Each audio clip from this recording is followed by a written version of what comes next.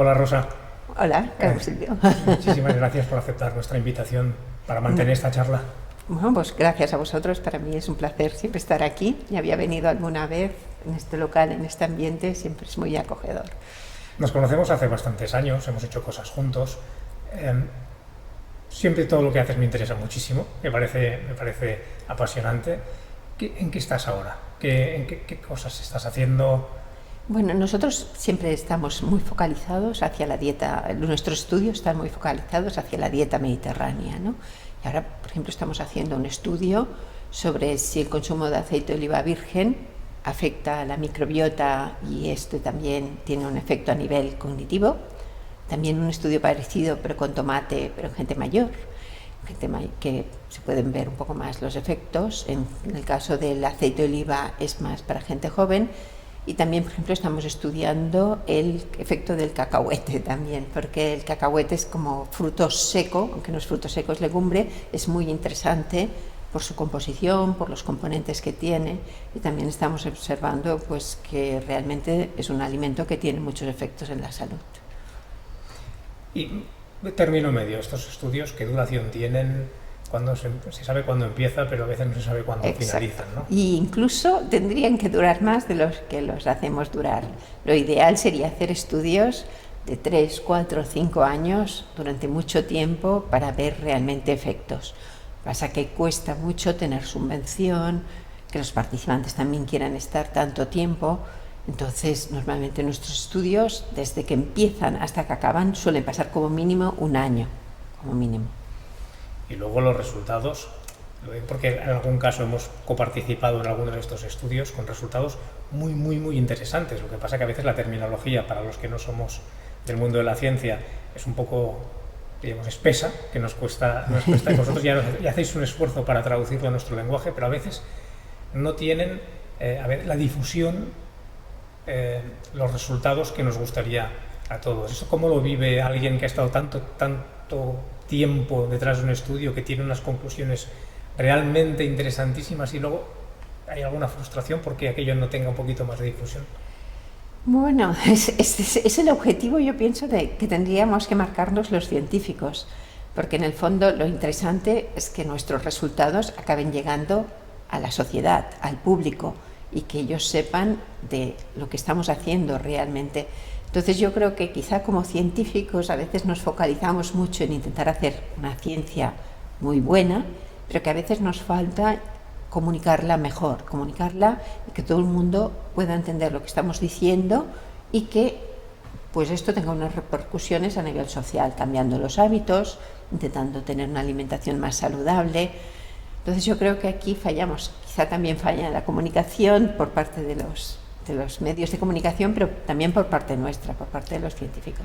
Y esta mejorable conexión, digámoslo así, Sí. Fluidez entre la ciencia y lo que se llama transferencia, ¿no?, a la sociedad. Exacto. ¿Es un mal endémico de nuestro país o es algo que sucede en todas partes? ¿O hay algún modelo de país en que nos gustaría parecernos?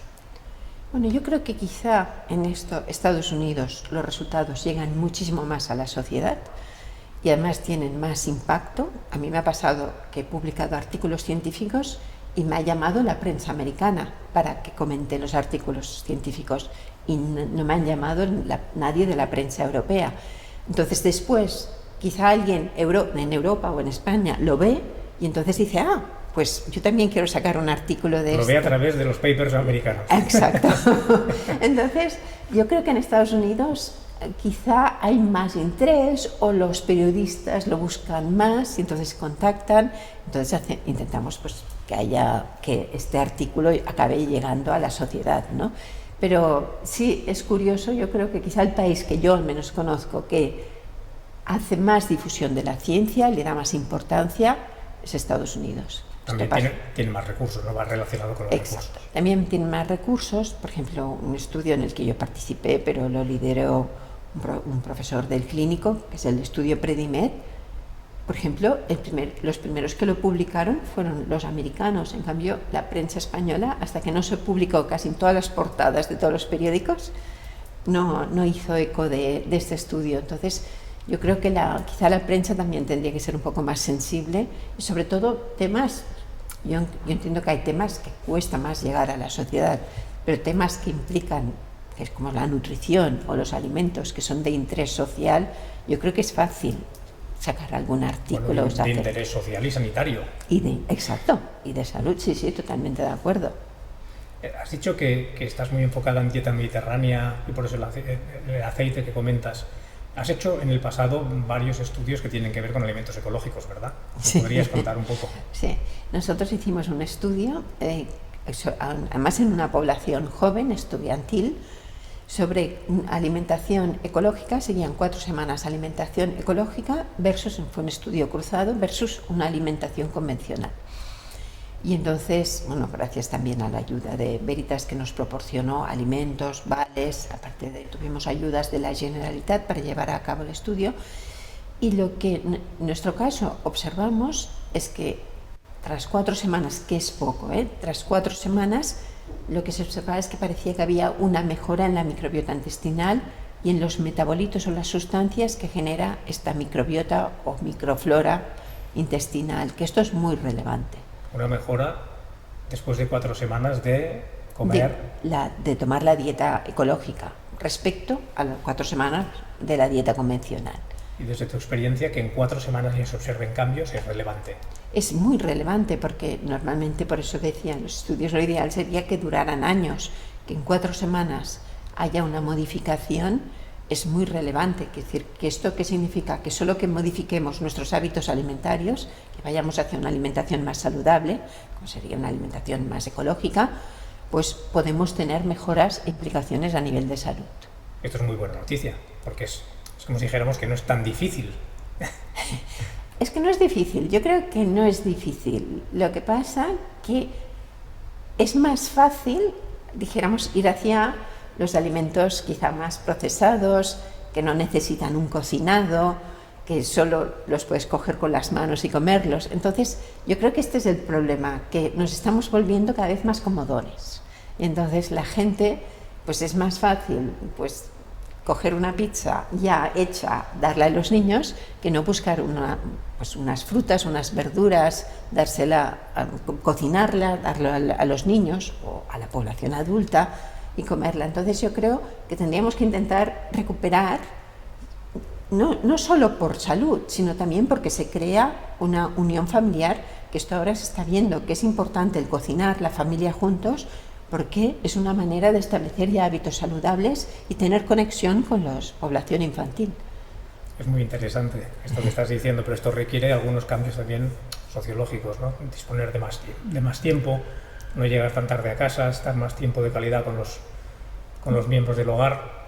A ver, yo esto no tengo datos porque yo en esto no soy experto, pero yo creo que solo que dejáramos un rato el ordenador, un rato el móvil, un rato las redes y estuviéramos cocinando un rato con nuestros hijos o el fin de semana, lo hiciéramos, yo creo que esto ya generaría cambios. Y esto no supone pues, que también puedas tener una vida laboral muy activa, que yo creo que solo con pequeños cambios podemos estar mucho rato pues, mirando redes sociales y en cambio no cocinando. Entonces yo creo que si todos estableciéramos un poco unos hábitos saludables en este sentido... Y es que además puede ser divertido, es que no tiene que sentirse como una obligación, sino que se puede ver como algo lúdico, algo incluso que disfrutar. Claro, exacto. Yo creo que la cocina, si se toma como un hecho común, yo creo que lo aburrido es estar uno en la cocina preparando él solo un alimento, pero si se toma como si fuera una actividad común, en vez de un juego, como si fuera un juego, pero una actividad, es divertida. Bueno, a mí me gusta mucho la cocina, pero yo creo que puede ser muy divertida si se hace conjuntamente. Yo creo que, por ejemplo, en España había costumbres como el hacer una paella todos juntos el fin de semana, ¿no? Que se hacía en el exterior, toda la familia, que no se han de perder, que son costumbres muy bonitas de nuestro país. Y no es por el hecho de comer la paella, es por el hecho de vamos fuera, la comemos todos juntos, mientras hablamos, discutimos, que son hechos que acompañan a la alimentación y todo ello conlleva a que haya más sociabilidad entre las familias o entre los amigos y aparte unos hábitos más saludables. Totalmente de acuerdo, Rosa. Volviendo al estudio al que hacía referencia antes sobre la dieta ecológica, que en 4 semanas dices que se hizo sobre una población joven. Sí, esto es muy importante de señalar, porque normalmente los estudios se hacen con gente de riesgo, con En este población caso de no, riesgo. no era así. Exacto. Y entonces, ¿por qué lo digo? Porque la población joven siempre es mucho más difícil observar cualquier cambio, porque en general era una población sana. Entonces, siempre es más fácil observar un cambio en alguien que ya tiene una patología, o tiene presión arterial alta, o tiene diabetes, que no en alguien que ya está sano, ¿no?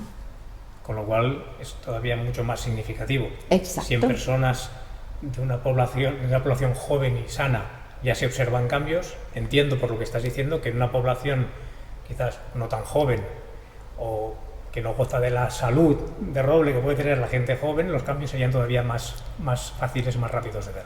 Exacto, yo creo que nosotros normalmente en muchos estudios hemos hecho estudios en población de riesgo y en población sana. En la población de riesgo, claro, enseguida puedes ver pues, que mejora la presión arterial o que hay unos cambios, disminuyen los triglicéridos. Claro, en una población que ya tiene sana ver algún cambio, siempre nos cuesta muchísimo más. Entonces, pero luego esto, a mí me gusta mucho hacer estudios en población sana porque pienso, si ya sanos observamos un cambio y unas mejoras, esto después lo puedes extrapolar muy fácilmente a la población que decías, ¿no? Que ya tiene algún riesgo o alguna patología. ¿Cuáles son esos parámetros? Porque decías que mejoraba la salud de la microbiota. Bueno, que mejoraba la microbiota. ¿Cuáles son los indicadores que vemos? En nuestro caso, en este estudio, lo que observamos es que un metabolito que viene de la microbiota, que es sano, incrementaba en el caso después de haber consumido la alimentación ecológica. Entonces, ¿esto qué se traduce? Que cuanto más metabolitos de estos que decimos sanos o mejores hay, normalmente nosotros ¿qué observamos? Pues hay una mejora a nivel de respuesta cognitiva, hay una mejora a nivel de colesterol, todo esto después se traduce en unas mejoras a nivel de salud. Es como una cadena de consecuencias, ¿no? Exacto. Una cadena de efectos que hay después de todo esto. Exacto, sí. Se estudia mucho la microbiota ahora, ¿no? Es el gran campo de estudio. Bueno, ahora incluso todo se relaciona con la microbiota, sí. Cuando digo ahora, en los últimos años parece que hay como Sí, yo diría que es desde los años 90. Desde los años 90 cada vez ha tenido más interés la microbiota y cada vez la microbiota se relaciona con más patologías.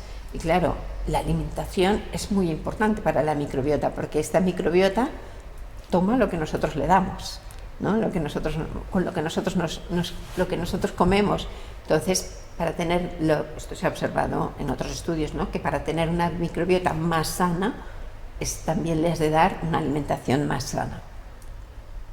Entonces, siempre se ha hablado de la alimentación ecológica desde dos aspectos. Desde el aspecto de lo que te favorece o te da de más al tener alimentación ecológica, digas, pues, por ejemplo, pues más licopeno, más antioxidantes o más metabolitos, como dices tú, que son los favorecedores de luego una serie de respuestas muy positivas de salud, pero luego hay la parte de lo que evita la dieta ecológica, sobre todo lo que tiene que ver con tóxicos vinculados a una manera de hacer los alimentos distinta de la ecológica. ¿Esto lo has estudiado también? Sí, en nuestro caso, por ejemplo, miramos algunos metales y no observamos diferencias, pero sí que hay otros estudios en que sí que han observado que, bueno, porque es ya por el tipo, dijéramos, de fertilizante que se utiliza o el tipo de pesticida que se utiliza, que sí que han observado, por ejemplo, muchos más metales cuando se utilizan alimentos de tipo convencional que no ecológicos. Esto es una de las grandes ventajas de ecológico. Nosotros lo que hemos observado siempre, que hemos analizado, hemos hecho estudios en tomate, en aceite, en vino, de ecológico versus convencional, dijéramos, y lo que siempre observamos es que hay muchos más antioxidantes cuando se utiliza una dieta ecológica o cuando los alimentos son de origen ecológica que no cuando son de origen convencional, que esto es una parte muy interesante, ¿no? Aparte de que, por otro lado, tenemos que tienen menos pesticidas o tienen menos metales. Es decir, es lo que tú decías, ¿no? Los dos lados de la moneda, ¿no? A título de anécdota, yo procuro hacer una dieta, si no 100%, lo más parecido a 100% ecológica, por supuesto. Y una vez tuve que hacerme hace un año un análisis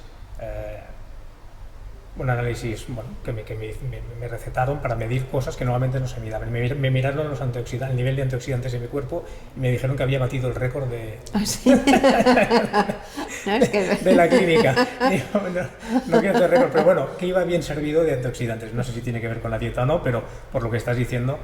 Hombre, claro, es una suma, si todos los alimentos que utilizamos son ecológicos, pero vamos sumando que cada uno tiene su aporte de antioxidantes, entonces, claro, poco a poco vas sumando y pudiera ser este caso, ¿no? Has dicho que la influencia de la alimentación sobre la microbiota es directa, y hay otras variables, otros factores que también influyen en la salud de la microbiota, que no sean solo de alimentación. Bueno, claro, pero esto ya más que alimentación, sobre todo es muy importante cuando utilizamos los antibióticos en el fondo, pero que normalmente los utilizamos porque se necesitan, porque hay una patología, pero los antibióticos son muy negativos para la microbiota porque al mismo tiempo que nos destruyen el microorganismo que nos interesa destruir, al mismo tiempo nos afecta nuestra microbiota intestinal. Entonces en esto hay que ir con mucha cautela y muchas veces se recomienda, pues después de un tratamiento, tomar muchos probióticos, ¿no? Alimentos que tengan microorganismos. Pues a mí no me los han recetado nunca. He tomado muy poco antibiótico en mi vida, pero cuando lo he tomado ha sido por necesidad, como dices, pero no recuerdo en ningún caso que me hayan dicho después del antibiótico una toma de probióticos, una recomendación. Sí me han dado vitaminas, me han dado minerales para remineralizar, pero no me han dado probióticos. Creo que todavía falta un poquito de cultura. Yo recomendaría probióticos y alimentos ricos en prebióticos. ¿Qué quiere decir esto? Serían alimentos muy ricos en fibra, en polifenoles, porque es como los alimentos que nos ayudan a que crezca la microbiota sana. Entonces, yo creo que recomendaría los dos. Y actualmente ya hay médicos, quizá también hay que ir introduciéndose en esta cultura, ya hay médicos que lo recomiendan, ¿eh? Es que si vas a tomar antibióticos, que después hagas también una dosificación de probióticos. Sí, lo celebro. Y si no, al menos mucho prebiótico, mucho alimento que con mucha fibra y mucho polifenol para que nos ayude a regenerar esta microbiota. ¿Qué otros hábitos pueden dañar la microbiota? ¿Qué otros hábitos? El tabaquismo puede... El tabaquismo pudiera ser, yo creo, bueno, claro, es que al final lo que sí está muy relacionado, por ejemplo, la gente que tiene obesidad tiene una microbiota poco sana, entonces incluso se han hecho lo que llaman transferencias de heces de población delgada a población obesa para ver si así regeneran la microbiota gente sana. Es decir, que si uno, que no se sabe si es el huevo o la gallina, ¿no? No se sabe si es porque la microbiota dijéramos, no es la adecuada, acabas generando obesidad, o es la obesidad lo que te acaba generando que es un pez que se muerde la cola, ¿no? Para entendernos. Entonces todo lo que son patologías acaba afectando finalmente a la microbiota. Muy bien, Rosa,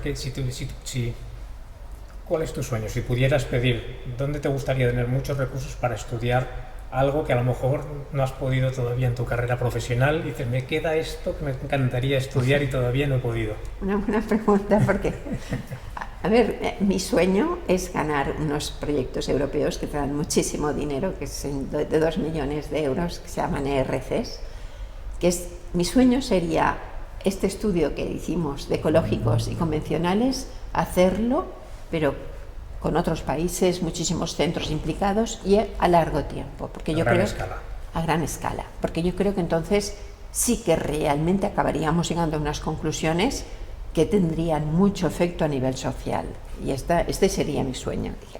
Y ojalá nosotros nos encantaría acompañaros en este estudio. Si lo ganáis, nos avisáis si lo ganáis, porque sí. Nos encantará participar. Sí. Es muy competitivo, es muy difícil, pero bueno, hay que intentarlo. Pero tiene un impacto en la Agenda 2030, entiendo que esto va alineado totalmente. Exacto. Y que tiene un impacto definitivo, que luego los gobiernos también toman nota. Porque eso luego tiene que llegar a las escuelas, tiene que llegar a los hospitales, tiene que llegar a todos los ámbitos de actuación donde hay alimentos y donde hay dietas. Sí, yo creo, al final llegará. Yo creo que cada vez se cuida más, a nivel de hospitalario e incluso en los colegios cada vez se cuida más que hayan menús saludables, ¿no? Y menús variados. Y a veces, paradójicamente, nos consta que se preocupan más a veces en los que tienen carácter público que no carácter privado.